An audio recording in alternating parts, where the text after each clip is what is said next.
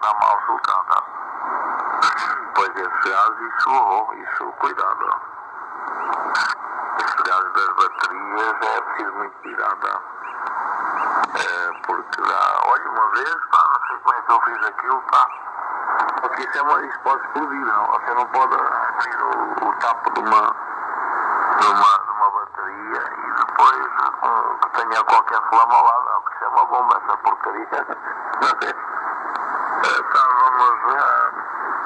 Estávamos ali a fazer uma espécie de um barbecue, ali num local onde fazia-se os toques de certas coisitas, estava lá uma bateria.